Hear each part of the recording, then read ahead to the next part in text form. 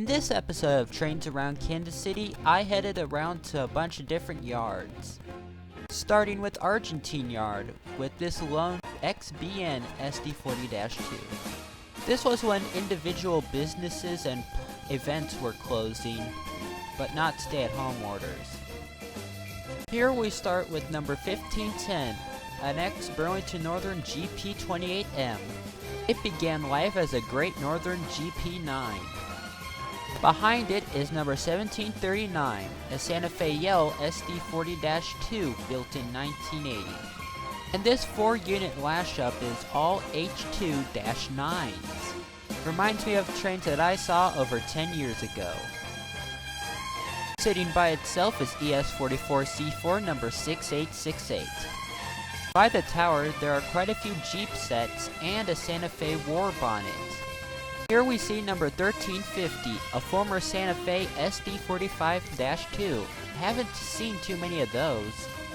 And that war bonnet was number 558, a B40-8W built in 1990. The Santa Fe was one of the few railroads that ordered 4-axle locomotives with wide cabs, and they are some of my favorite locomotives. 82 of these locomotives ended up being ordered.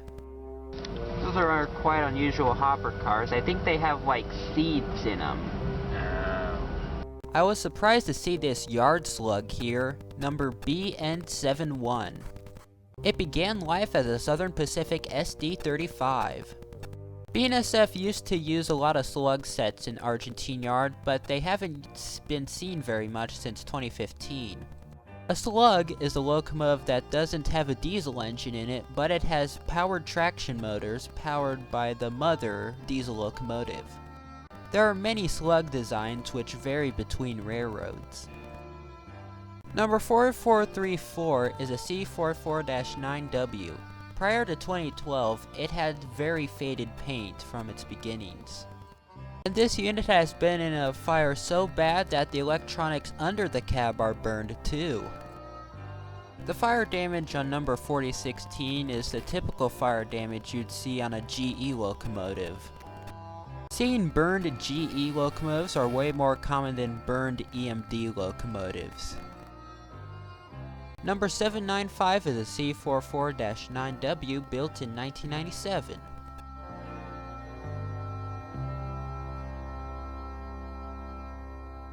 Number 7712, an ES44 DC, has a lot of X's over it. I figured those X's meant that this unit was going to go to the works or gonna be scrapped or repainted, but no, it's just graffiti. 7713 and 7729 also have this.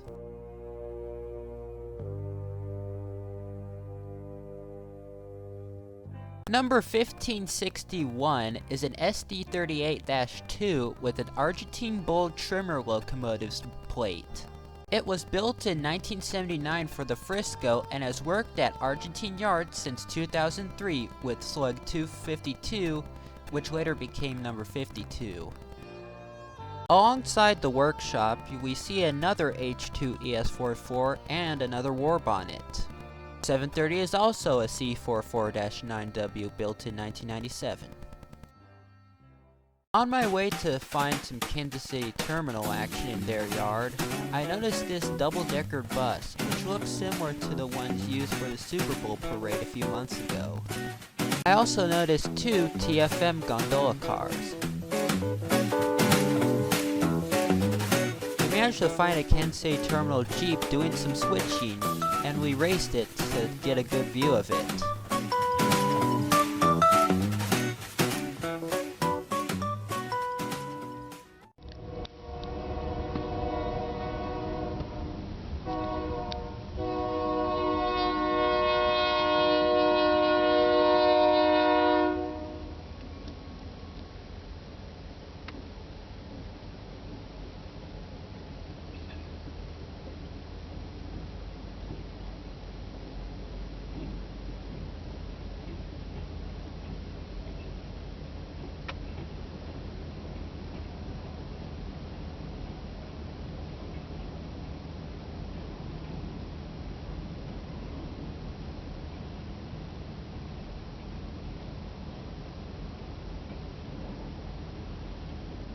It was only moving about a dozen cars.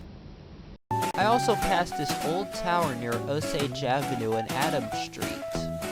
It's on the other side of the Kansas River of the Santa Fe Junction. About 500 yards north from here, you can see some old streetcar tracks. And that's where this train was, blocking the road.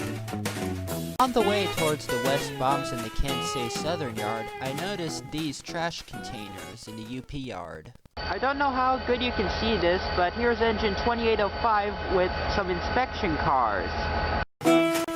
Number 2805 is an ex-Burlington Northern GP39M, originally built for the Seaboard Airline as a GP30 in 1962.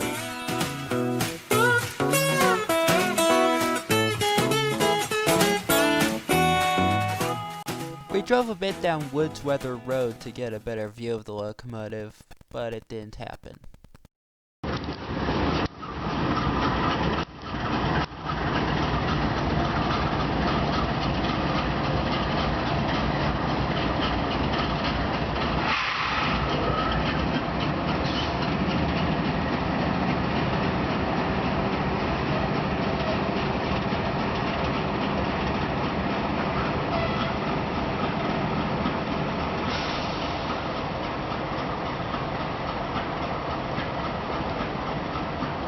Did manage to see these two UP light engines go under the bridge, number 767 in ES44AC and 5650 an AC44.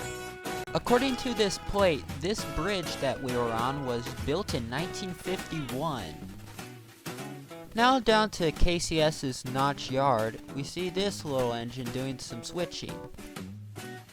I had received word that one of the Canadian Pacific Heritage units was heading from Argentine Yard to Notch Yard. It was the third loco of a 7-unit lash-up, and I really hope to see my first Canadian Pacific Heritage unit. Canadian Pacific has 10 Heritage units. Next to the sanding towers were 4 Progress Rail/EMD Tier 4 diesels. These brand new locomotives are being tested by Kansas Southern. KCS is using them a lot, and I wouldn't be surprised if they place orders for some. Some were yellow and white, and some were in black. Some say that the black ones were a canceled Norfolk Southern order, but I believe they're just painted black, because it was cheap and easy. I noticed that these locomotives weren't coupled up, which is quite unusual for this storage track. I also saw this old KCS de Mexico number 4517, an AC44CW. I also noticed this SW1200 on one of the industrial spurs. Although there isn't a hump here, I noticed these cars rolling by themselves. Is that even still allowed?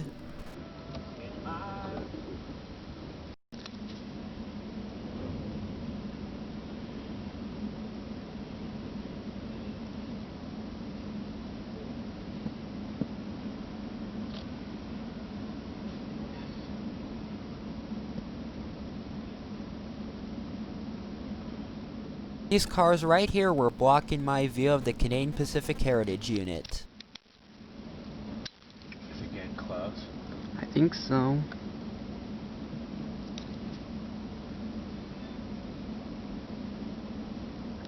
It might have been moving those freight cars. This was on the other side of the road bridge.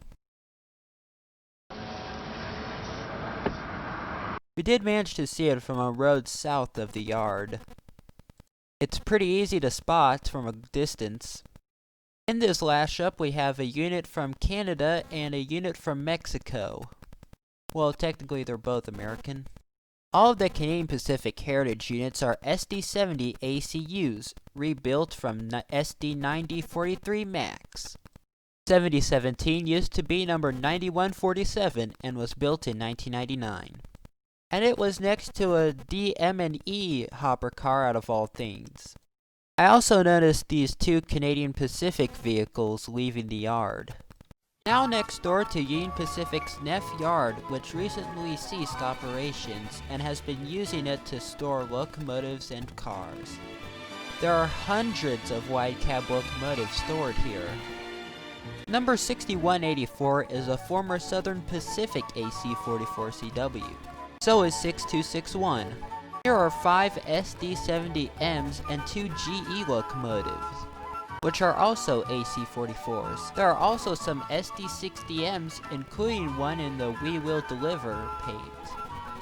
This isn't the only place Union Pacific has a bunch of locomotives stored, but I believe it's the only one in an old rail yard and not just some desert siding. These Triclops SD-60Ms are probably the oldest and date from 1989-1990. I also noticed this neat little intermodal facility sign with a bunch of stored containers nearby. We now head to Mid-America Car, where we are greeted with number 7610, an ES-44 DC built in 2005, parked in front of a former CSX AC-6000.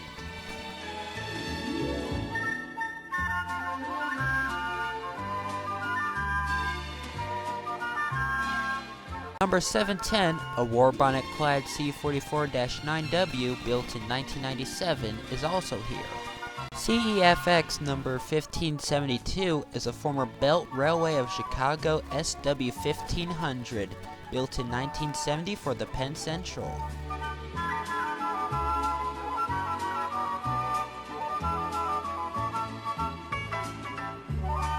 I think these were the 2 locomotives that were moving the freight cars that were blocking my view of the Canadian Pacific Heritage Unit. As I left Kansas City Southern's yard, I noticed this SD-70 Mac running long hood forward. I don't know if it was switching or not, but it's pretty neat to see a wide cab unit running long hood forward. I also received word that same day that Norfolk Southern 1801 was headed to Avondale Yard on a BNSF transfer. 2 special units on the same day, how awesome is that? Both of which were a third of 7 units on a BNSF transfer. Norfolk Southern number 1801 was the first of 2 EMD locomotives to receive Norfolk Southern's DC to AC upgrade. 1801 was rebuilt from a 1994 SD-70 with a standard cab. When I got to the yard, the BNSF locomotives were already off to one side. But the rest of the Norfolk Southern units were still attached, including 1202, an SD-70 Ace. And about 30 seconds after I pulled up in the yard, number 7697 was about to block my view.